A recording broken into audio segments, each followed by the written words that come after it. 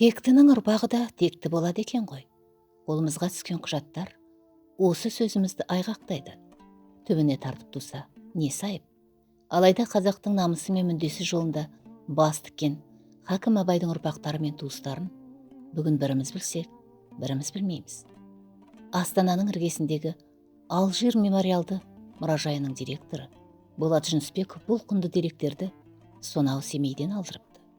Тұрағұл мен Микаил қалай опат болды? Тұрағұл Абайдың 1876 жылы Әйгерімнен туған баласы, ақын, аудармашы. Жасында ауыл молдасынан сауат ашқан көрінеді. Кейін өздігінен ізденіп, орысша, арабша оқып, білімін жетілдірген. 1904 жылы Кішік Тобықты еліне болыс болып сайланып, 1905 жылы өз еркімен босатылған екен. 1917-20 жылдары Семей өңіріндегі Алаш қозғалысына белсене араласып, әртүрлі қызмет атқарған. Тұрағұл бала жасынан әкесінің қолында тәрбиеленеді. Сондықтан Абайдың қай өлеңі қай кезде, қалай жазылған және кімге арналған жақсы білген. Кәкітай Ысқақұлы мен 1909 жылы Абайдың тұңғыш өлеңдер жинағын Петерборда бастырып шығарған.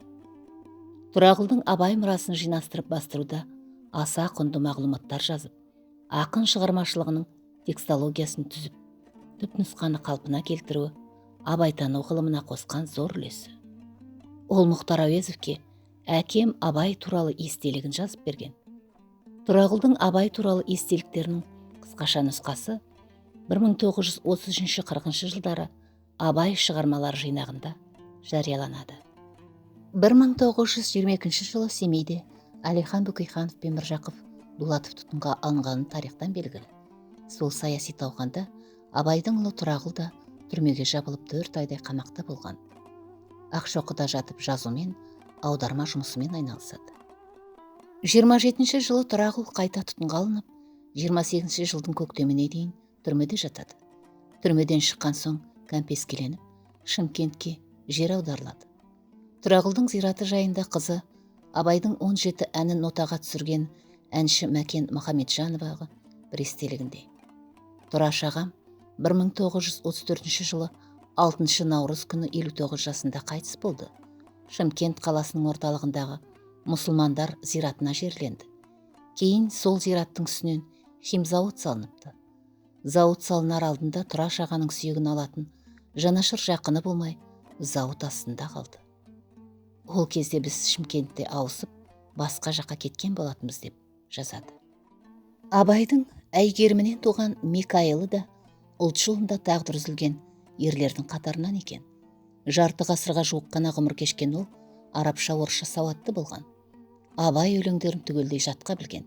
Домбыра тартып ән салып, әкесі жайлы білдіргенін ел ішінде әңгіме етіп таратқан. Мұхтар Әуезов жас шағында Микаилдың аузынан Абай туралы естеліктерді көп естіген. Ағасы Тұрағұл ауылмен бірге Ақшоқы маңайын Тышқан деген жерді мекендеген. 1931 жылы бай баласы деген желеумен ұсталған. Көнекес қариялардың айтуынша, Микаил 1931 жылы Семейдегі Полковничий аралында атылады. Дастандар мен жырлар жазған Әубәкір. Әубәкір Ақылбайдың баласы, ақын, әнші, композитор, Абайдың немересі әрі шәкірті. Атасының шығармаларын халық арасына көп таратуға еңбек сіңірген. Әубәкірді Абайдың інісі Оспан балалары болмаған соң бауырына басып тәрбиелеген көрінеді. Әубәкір өлеңді суырып салып та, жазып та шығарған екен. Немересінің ақындығын байқаған Абай оны ерекше жақсы көріп, бақыт бағдар ақыл кеңес беріп отырыпты. Әубәкір жас кезінен өлең жырға құмар болып, шығыс қиссалары мен батырлар жырын жатқа айтып, домбырада күй тартып ән салған. Абайдың нұсқауымен әзіл, мысқыл, әжуа, сықақ өлең шығарып, 19 ғасырдың басында қазақ әдебиетіндегі сатираға өзіндік үлесін қосқан. Әубәкір сатиралық өлеңдермен бірге тарихи шығармаларға бет бұрып, Мамай батыр, Әнет баба, Ақтабан шұбырынды, Оралбай мен Керімбала, Әреке мен Береке деген әлеуметтік дастандар да жазады. Кеңес өкіметі дәуірінде жазған өлеңдерінің көбі ел қазынасын жымқырған жемқор пысықтарды әшкерелеуге арналған. 1928 жылы ағасы Тұрағұл кәмпескеленіп жер аударылады. Әубәкірдің басына қайғының қара бұлты төнеді. Құнанбай тұқымы түгел қуғын сүргінге ұшырайды. Ел аштықтан өле бастайды. 31 жылы шәкәрім атылады. Оның баласы түрмеде бауыздалып өледі. Тұрағұлдың інісі Микаил да атылады. Сол жылдары Абай ұрпақтары қуғын сүргінге ұшыраған сәтті Шыңғыстау дастанында шынайы суреттейді. Бүлініп жатқан өз елінде өмір сүралмайтын күйге жеткен Әубәкір 31 жылы бас сауғалап Үржар ауданына кетеді. Онда тұрақ таба алмай, Тұрағұл тұрған өңірге Шымкент шаһарына қоныстанады. Сөйтіп 34 жылы 53 жасында қайтыс болады. Тағдыры беймәлім Бахофыр. Бахофыр Әлімқұлұлы Абайдың ақылбайынан тараған шөбересі, мал дәрігері. Мыңбаев атындағы Қазақ мал шаруашылығы ғылыми зерттеу институтының бас маманы болып 25 жыл қызмет етті. Ол Мұхтар Әуезовтің ағасы Разақ Омарханұлының қызы Ғафураға үйленген. Одан Эрнест Бауэр Айдар есімді 3 ұл сүйген.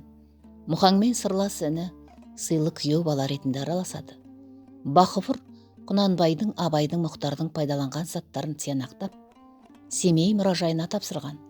Соның ішінде Құнанбайдың Мекеден киіп келген тақиясы да бар екен.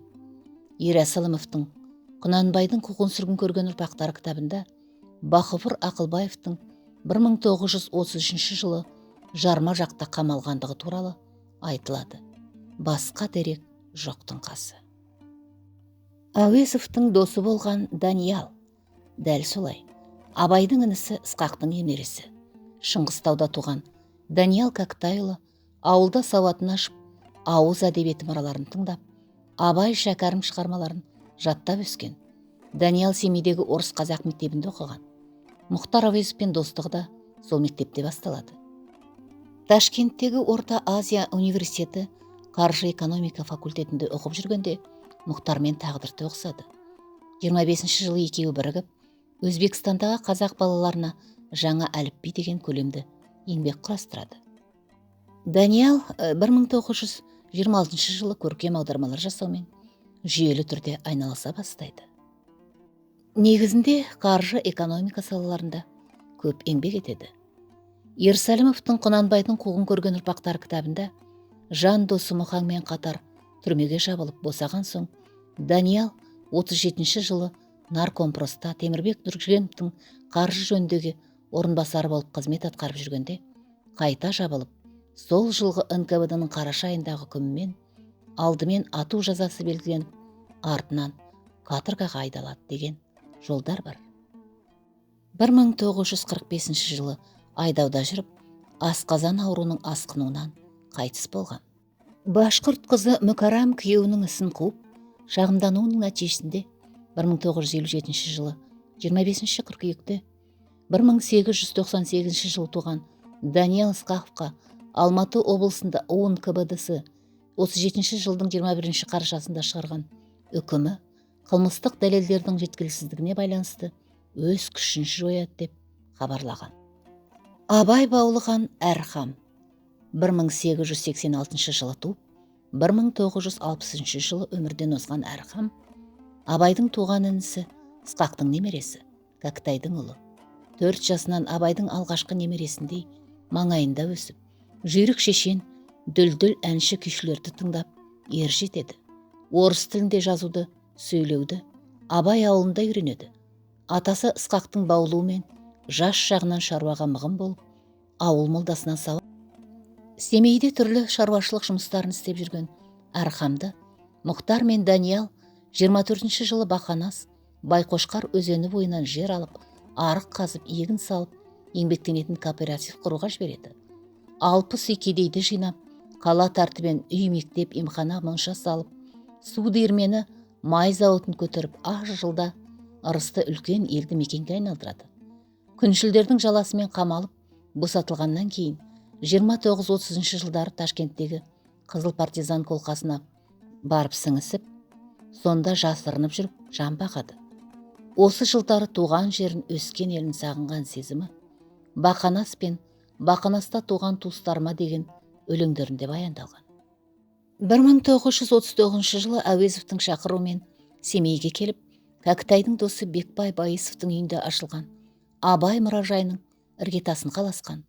53 жылы Қарауыл ауылында тұрған Әрхам Кәкітайұлы Абайдың сүйегін алып кетпек болған әрекетке қарсы қол ұйымдастырып, Жидебайдағы Қызыл отау меңгерушісі есебінде Қара шаңырақтың шырақшысы болады. Абайдың өмір жолы естелігі мен Шыңғыстау ел жөнінде құнды деректерді жазып қалдырады. Әрхамның ұлы Халид 1908 жылы Шыңғыстауда туған. Кәкітайдың тәрбиесінде болғандықтан Кәкітай ұлы болып саналады. Мәскеудегі қаржы экономикалық институтын оққан. 32 жылы 4 жылға Архангельск облысындағы Соловки дейтін жерге айдалып, Беломор каналының құрылысында болады. 36 жылы Ерілге оралады. Екінші рет 43 жылы Павлодар қаласында ұсталып, Турухан өлкесіндегі Голаққа 8 жылға айдалады. Халид 1984 жылы өмірден. Абайдың інісі Ысқақтың ұлы Ахметбекті көз көргендер көз ашық, көңіл ояу, мәдениетті кісі деседі.